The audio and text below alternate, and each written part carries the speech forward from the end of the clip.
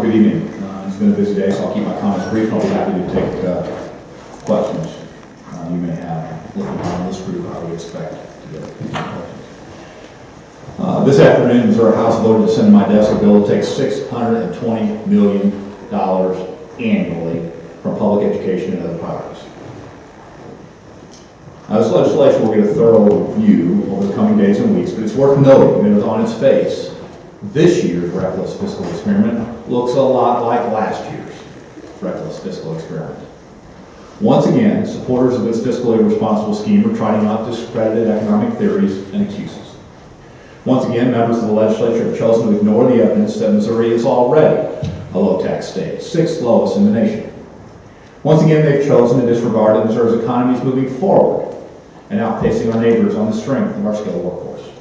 And once again, the General Assembly has voted to take money out of our public schools, hundreds of millions of dollars a year, and give it to some folks who just don't need it. With 4 weeks left in the session, I wanted to take a moment to talk about the actions this legislature has taken so far this year and the values that those actions reflect. In this session already, the majority in the legislature has voted to raise sales taxes on Missourians, voted to borrow money for unnecessary building projects, allowed wasteful tax credit expenditure to continue unchecked, and again launched an all-out attack on public education in our state. Taken together, these actions threaten to take what has been a AAA-rated state with a solid record of fiscal discipline and certainty and put that at risk. These are not our values, and that's not how we'll move our state forward. Earlier today, I was in Kansas City to cut ribbon on another high-tech expansion. And like companies we hear from around the world, the CEO said that the most important factor in their decision to relocate to Kansas City, Missouri, was the availability of a highly skilled workforce. That's why it's so troubling that this legislature's economic development plans to take money out of our classrooms to make college education less affordable in order to give more special breaks to folks like lawyers and lobbyists. Creating jobs, strengthening communities, and growing our economy, these are goals we all share. So I will continue to work with the General Assembly to invest in the one thing we know will help us achieve them: good schools and a workforce that can compete worldwide. With that, I'd like to take questions. Launching a campaign similar to the one you did last year to keep the override from happening? Like I said, this is clearly the magnitude of this is significant, and the importance to the future of our state very, very real. I will continue to press on this issue and lay out in a very real way the bad effects it will have for schools, the bad effects it will have for the fiscal health of our state. I would expect in numerous places over the next few weeks. Governor, if they deliver you this bill tonight yet, would you veto it already tonight?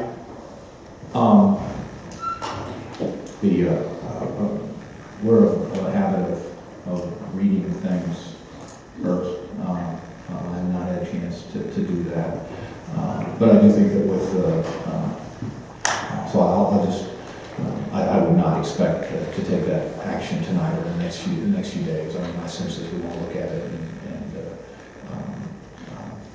be able to make sure that we're able to communicate to the public and to the constituents of these folks the significant bad path the state's a state. The Constitution says you have 15 days to make the decision.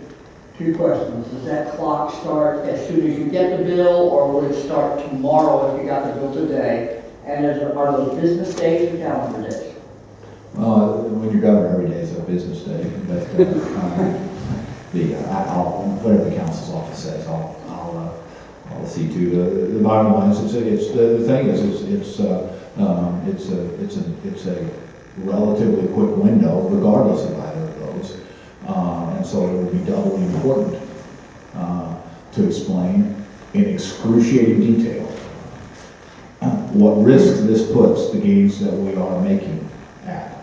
And those gains are in 2 separate boxes.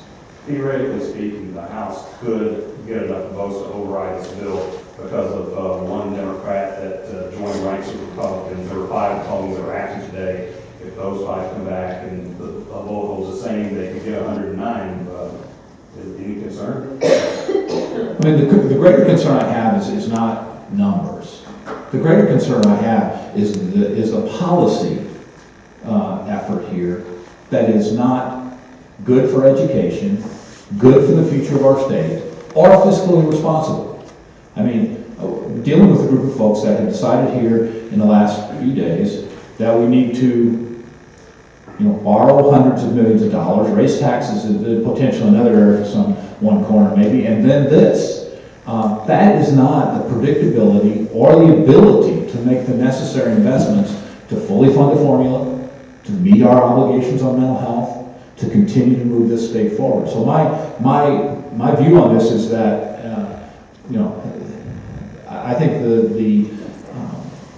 this isn't really about, at this juncture, counting or that sort of stuff. This is about, laying out the case in a cool, calm, collective way. And in that vein, I think the evidence is overwhelming that we need to fund schools, not put them at risk. There's no one making any argument this helps schools. But everybody does know that in 2005 we passed a foundation formula that we're within sight of being able to fully fund. This would make that impossible. Everyone knows that we've kept tuition lower than any state in the country over the last 5 years as far as the rate of increases, and this would put that in peril. Everyone knows we've made significant progress with developmental disabilities and are within sight of ending the wait list in developmental disabilities, and this would put that out of sight. I think that I really, from this particular, at this particular time, on the limited time frames that we have, I think the most important thing that I can do is talk to the broader issues, which are significant. Is there any chance you can sign a tax cut, broad nature like this one at all? No, I mean, early in the session, we worked to put together a measure that I said we could move forward on in the Senate, but it included also some reasonable, important limits on tax credit expenditures. So I've sent a clear signal. I've signed the tax cuts bill before, but this signing some sort of fiscal experiment and a broad nature this year like this that allows especially generous benefits for folks that don't need anything. I mean, what lobbyist needs a tax cut? Okay, what lawyer does everybody feel so sorry for in the state that they need a tax cut rather than funding education? Why should we give lawyers and lobbyists tax cuts and raise tuitions on kids going to college?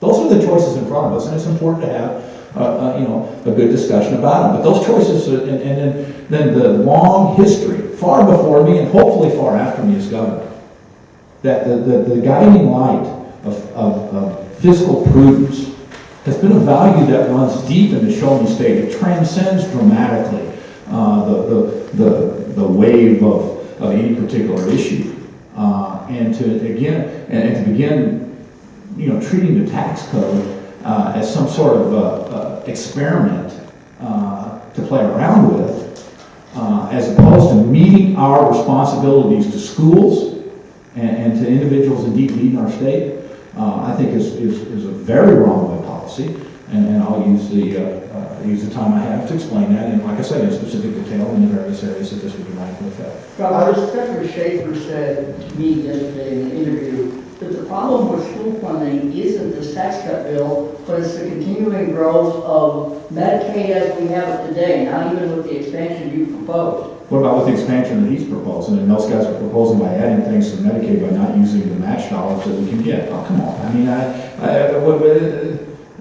in 2005, after significant challenges, people came together and passed a foundation formula.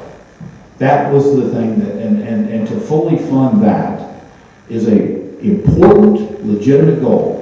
And until we do, the districts that have not received their fair share under that will be having less dollars to present opportunities for kids to improve. So, my God, everybody knows that all the fiscal things are very, very clear. That moving forward on accepting $2 billion of federal money would help not only the health of our state and the economy of our state and the budget of our state. That's unassailable. Given that there is legislative interest in, as you said, a sales tax for roads and other various forms of financing for buildings, do you see this as somewhat of a tax shift, and do you see the fingerprints of like Sanford, who's worked for that for many years? A tactic shift is Tax shift. tax shift. I mean, overall. I'm not sure whose fingers are on this. I was in a school in Marshall this morning and over having some meetings in Kansas City and then announcing a great investment. $58 million invested there. It's really good for us. But I do think that there are,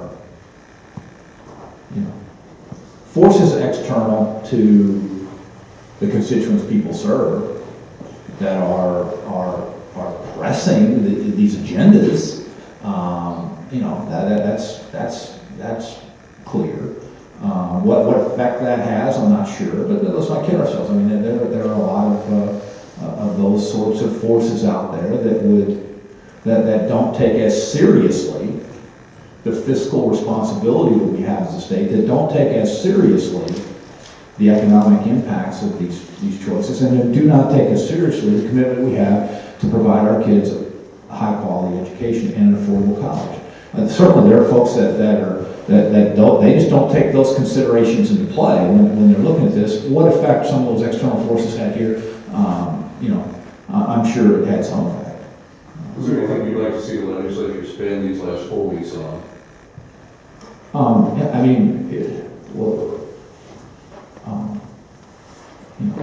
I thought that I laid out a clear agenda for the state of the state. And in the budget documents that we move forward with that. And I think that the legislature would be a good time to take a good deep breath and look at those reasonable proposals and see where we can come together. And those proposals are relatively straightforward. Let's get that preschool project expanded. Let's make sure that kids are ready to learn when they get to grade school. Let's make sure that we are living up to the commitment made in 2005 with a Republican governor and a Republican legislature to fully fund the foundation formula of the state of Missouri. Let's also make sure we're continuing to lead the nation in keeping down the cost of college, and let's work to make sure that we are getting more STEM education at the college levels, that we have more trained mental health professionals, and that we're advancing an agenda for those that are in need on the mental health side. All of those are still within range. There's a month to go here. They're clearly within range. But impossible with policies like this. How does this bill actually make it impossible to fully fund the formula? You've said you want to fully fund the formula within 2 years, and the cuts in this bill don't begin to go into effect until 2017. So theoretically, under your agenda, the formula should be fully funded before these cuts happen. Well, there are other things going on which are making fully funding it challenging, much such as not putting fully funding in the House and the Senate budget.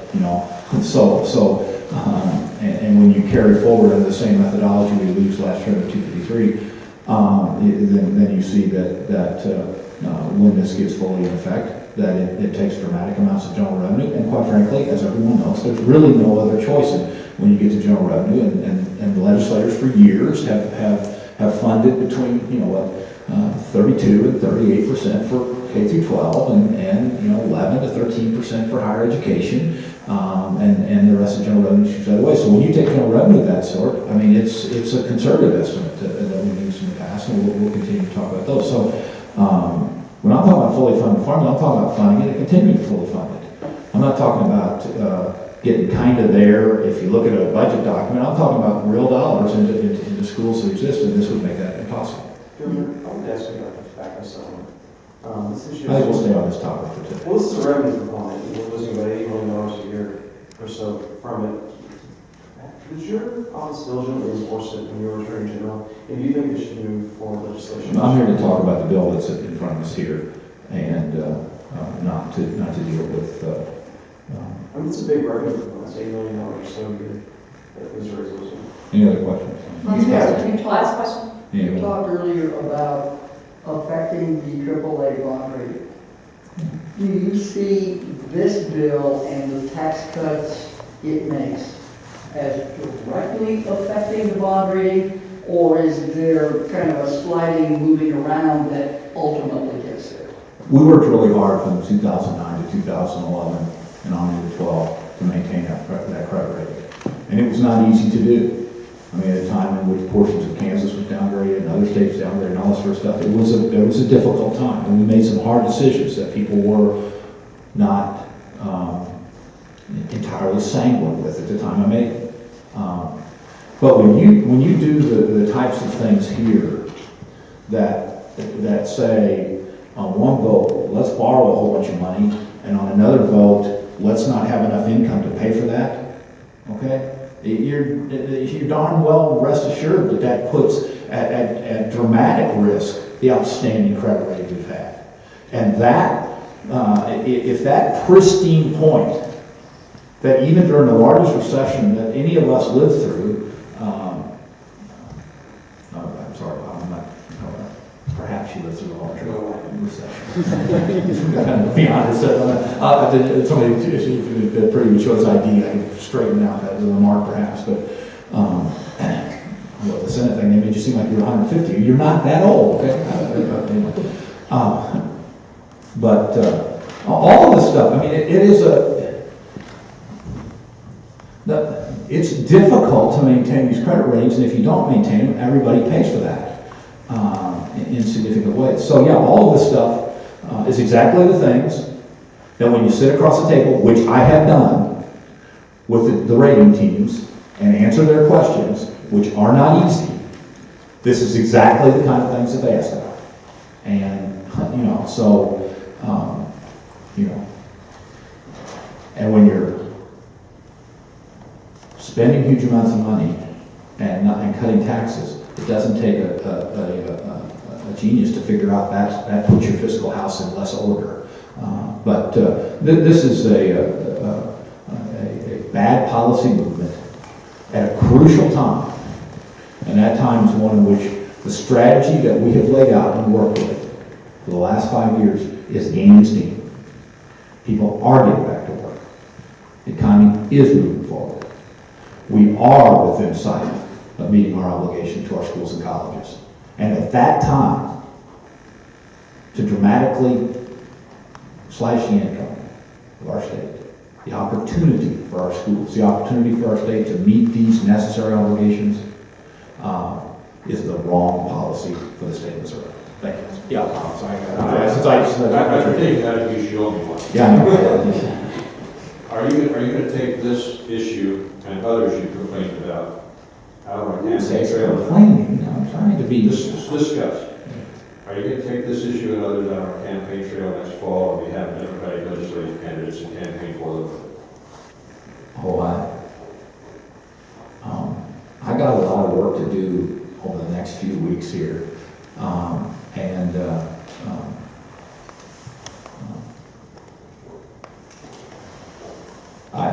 I just do not see this right now. I mean, once you get to those seasons, perhaps things get viewed through that prism. I'm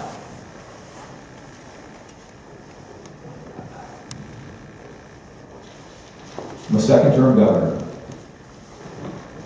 with a very high honor that inherited a long history of solid financial management. And these actions put at great risk that financial reputation we have as a state, while at the same time putting at direct risk the education of our kids.